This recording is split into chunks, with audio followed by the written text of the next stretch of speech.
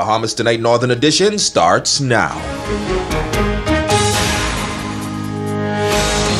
This is the Bahamas Tonight, the Northern Edition. Good evening all. I'm Megan Shepard. Thank you so much for tuning in.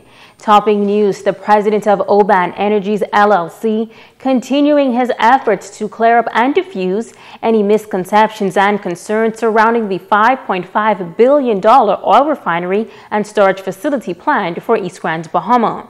This afternoon, the president met with executives of the Grand Bahama Christian Council in a closed meeting. Following that meeting, we spoke with the Christian Council president, and tonight he is expressing optimism. President of the Grand Bahama Christian Council, Reverend Dr. Robert Lockhart, along with members and executives of the council, meeting with the president of OBannon Energies. Reverend Lockhart says that he believes it is a good thing that the president is reaching out to persons within the community to explain the project, as well as answer questions and concerns. Among the top concerns for the Christian body, the environment. There was concerns about the true impact of jobs. And, we had heard things in the media, and one of the things that was talked about was how many persons would the project actually employ. And it talked about the fact that the construction phase would probably take about 6 years. And during that phase, it would employ about 600 Bahamians directly. And post-construction, it would employ about 250 Bahamians. But it is believed from their projections that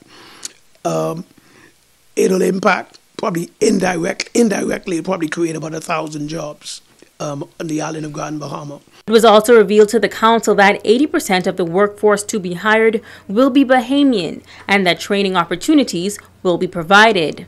The other question that came up is training Bahamians in the process. And they promise us that there is a training process in place that begins at the beginning of the project, straight on, where it'll be continued to train Bahamians to equip them to be qualified for the jobs as the need arises. So we were glad to see that.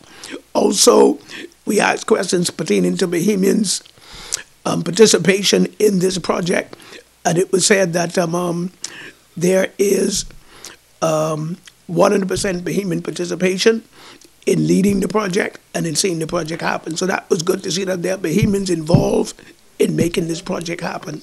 Lockhart says that from the meeting, they also learned that the facility will be built some 3 miles from the nearest community and that careful steps are being taken to have the least negative long-term effect on the community and the environment. Following the meeting, Lockhart says that the council is feeling very optimistic about the project. If they lived up to those promises, we feel that it would be something good for Grand Bahama at this juncture. But of course, you're still waiting on the environmental assessment.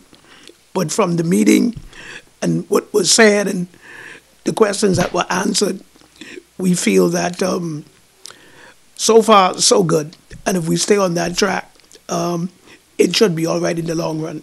The president of OBannon, Satpal Dana, is expected to remain on island for another week, meeting with other organizations and residents. Now, OBannon officials are refuting some media reports that claim that Satpal Dana is no longer with the company. OBannon officials telling ZNS News today that the claims are untrue. Officials say Dana is on the ground in Grand Bahama, meeting with important stakeholders and remains committed to the project. According to reports, besides meeting with the executives of the Christian Council this afternoon, Dana also met with executives of the Grand Bahama Chamber of Commerce today. Now tonight he is expected to head a meeting with residents of East Grand Bahama and local government. That meeting is set for 7 p.m. at St. Nicholas Anglican Church Hall in High Rock. The police force ensuring that its presence is felt in a critical area. The force is currently establishing a new police station to combat crime at one of the ports of entry in the Freeport area. Italia Hall reports. You may remember this building as the old Regional Air Check-in Center. But recently construction has been ongoing because in a few weeks this will be a police station. Now we spoke with the Assistant Commissioner of Police, Samuel Butler, and he says this building was actually donated to the Royal Bahamas Police Force. Yeah, we're excited about, again, good partnership with the Grand Bahama Airport Company and the police department. Recently, they've given us a building that we are collectively remodeling, and it will soon have the name the Royal Bahamas Police Force Airport Division. But ACP Butler says assistance from the Grand Bahama Airport Company did not stop there. But they've also supplied basically all of the development items needed to bring the building back to where it needs to be, and we're excited, and I think in a few weeks we should be in that building, and yeah, once we are there, then we are looking for even some greater things happening as it relates to policing, being able to get some of our innovative technology in that building to be able to enhance what we do in terms of our crime prevention and crime detection. As it relates to other policing facilities, next on the drawing board is the opening of the new fire station on Cathedral Boulevard, which Butler says is basically complete. Well on our way of getting the furniture there, and once that, then we've just wait on the upper authorities to give the word. But we're excited. That's well in hand, and I guess in a short few weeks we should have that open.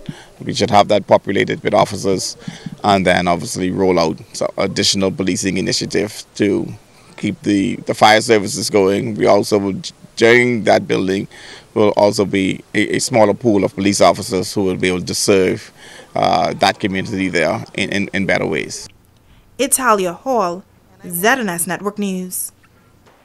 A quantity of dangerous drugs, a firearm, and ammunition taken off the streets of Grand Bahama. Police tell us that officers acting on information discovered a quantity of suspected marijuana in the areas of Midshipman Road and the Grand Bahama Sporting Complex overnight.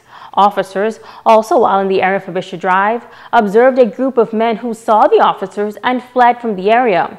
Police say officers made a check of the area and recovered a .357 revolver and 5 rounds of ammunition. No arrest was made and investigations are continuing. Condolences continue to pour in on the passing of former cabinet minister Teresa Moxie Ingram. Described as a woman of strength and courage, Moxie Ingram passed away on Monday. Tonight, leading women of the Free National Movement on Grand Bahama are reflecting on her contributions to the country.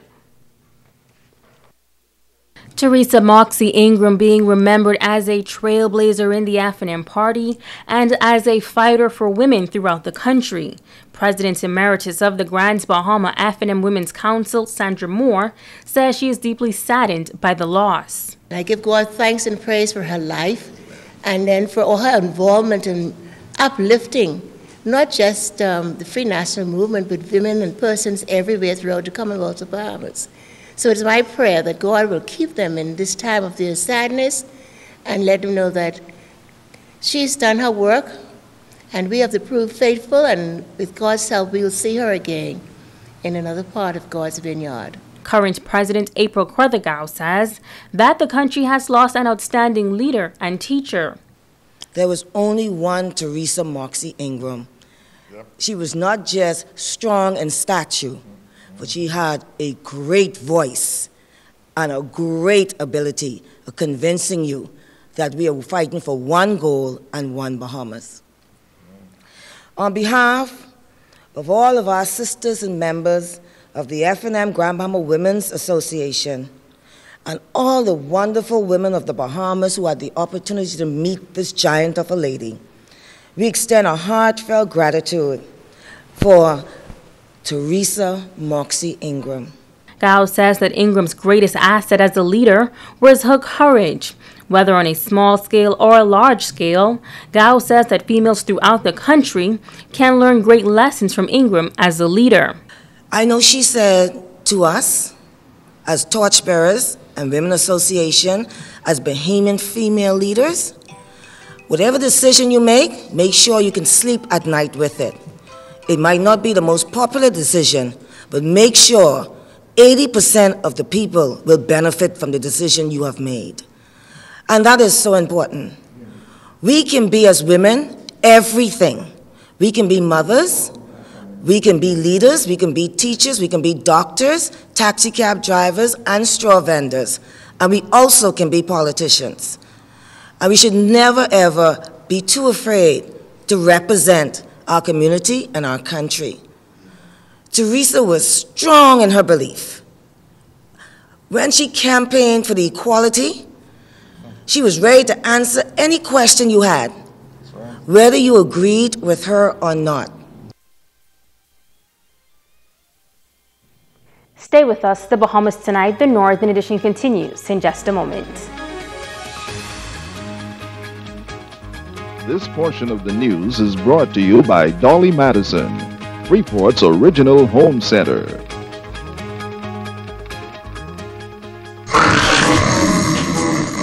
Dolly Madison's store-wide Easter sale is this Wednesday and Thursday. Wait, what you doing? I packing up my things. I tired of you promising me to paint this place, buy me a bedroom set and a front room set and a big screen TV. I tired of it. And I tell you, wait, no Dolly Madison store-wide Easter sale. But when not coming then?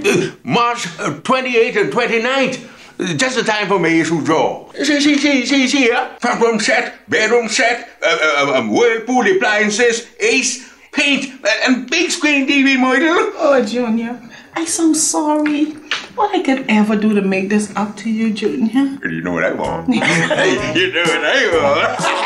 I want some sweet. Let's be over the bread. Dolly Madison's store-wide Easter sale is this Wednesday and Thursday, March 28th and 29th. Open till 7 p.m.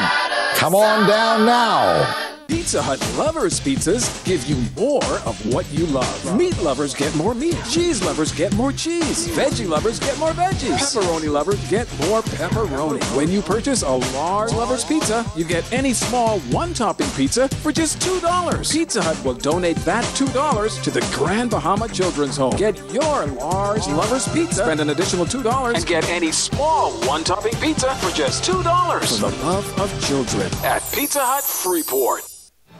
This portion of the news is brought to you by Steppin' Out.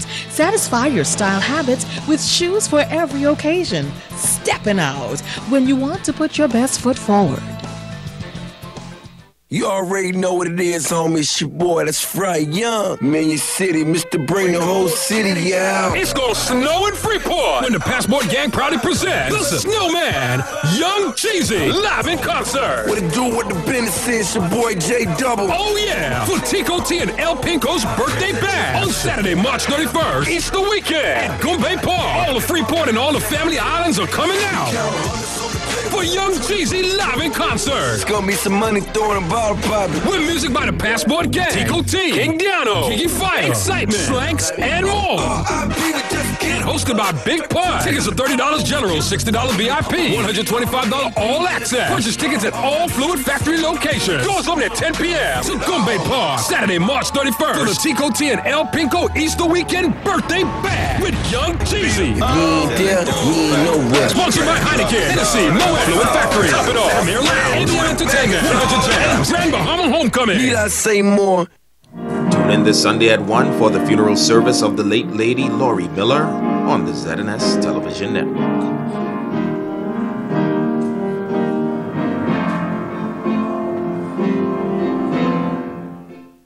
Covering the Northern Bahamas, you're watching the Bahamas Tonight, Northern Edition. Welcome back.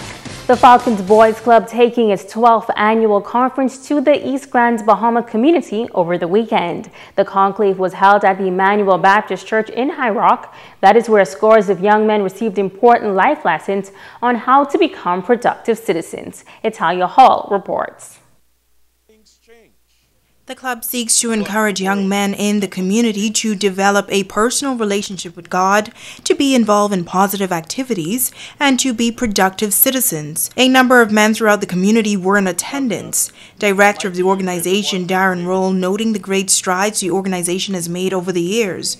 Roll also thanking those who have donated their time and money. Over the past 21 years, on a Saturday morning, we have mentored near 2,500 young boys free of charge. Over the past 12 years, with hosting this conference, we have had almost 10,000 young men on islands such as Grand Bahama, Abaco, Andros, Nassau, San Salvador. And in this year, we have added Abaco to our conference. We have added Exuma to our conference. We have added Eleuthera to our conference in October.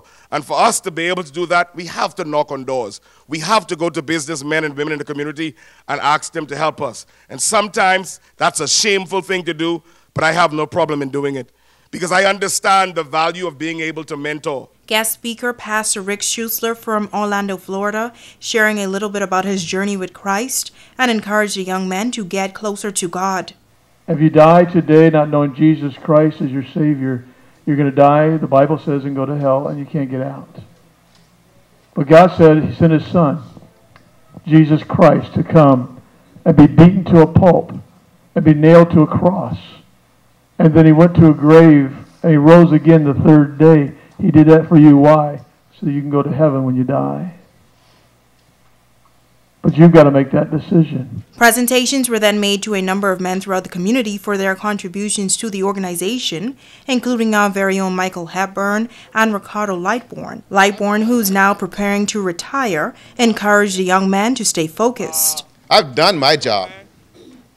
Now it's going to be up to you guys, the next generation, to do your job. I leave ZNS in my head high. And I leave ZNS knowing that you guys are going to be in good hands because of the pastors that are here, your parents, and the folks that you in turn will deal with every day. Young people, work hard. Ain't nothing wrong with working hard. You just got to put your mind to it and make it happen, but it also starts in the classroom. Reporting for ZNS Network News, I'm Natalia Hall. The Hugh Campbell Primary School celebrating Library and Modern Language Week. The theme, reading A Bahamian Thing. Students from grades 1 to 6 performed Bahamian poems, dances, and much more. Teacher Melinda Green says this has been a celebration for some 22 years. To showcase this week means a lot to the administrators, teachers, staff, and students, and it's very important to encourage reading. So that's what we try to do at Hugh Campbell, because you know reading makes a difference, and it's important to learn how to read and know how to read. That theme, a Bahamian thing. I understand that a lot of people don't really see reading as a Bahamian thing. A lot of students I know, they don't enjoy reading. So today I wanted to kind of talk to them, not just about learning how to read, but learning to love to read, because it can really enrich your life. Once you're able to read and comprehend, you're able to excel in all subjects. And then just for entertainment, personally I enjoy reading, as well as it can be enriching. You can read materials that can help you to improve your life. And it's just exposure. We can't be everywhere, we can't meet everyone, but through books we can take a journey into places and even times that we haven't even visited, and we can learn things we would never learn just by being in our own environment. Superintendent Ivan Butler says the success of any student begins with teachers and parents.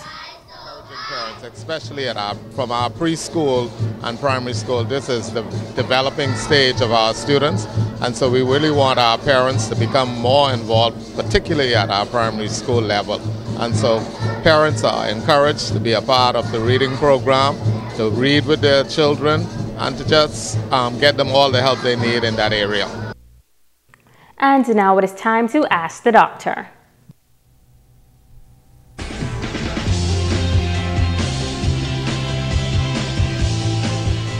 I'm Dr. Monique Pratt. Welcome. Miguel asked, as a single father, how can I talk to my teenage daughter about sex? Thanks for asking such an important question, Miguel.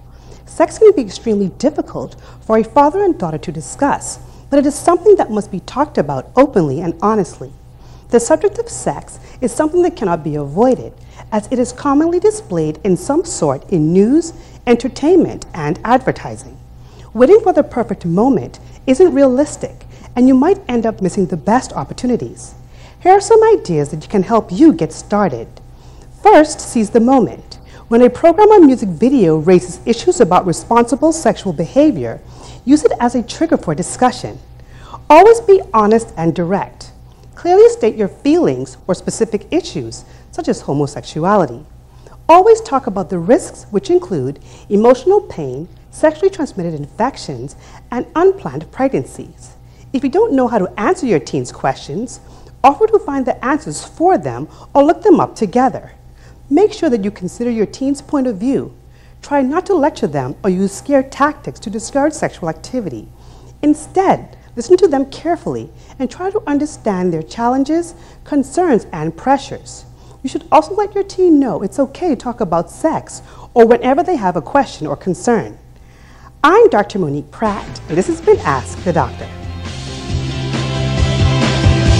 Don't go away, Ricardo Lightbourne is up next with a check on sport.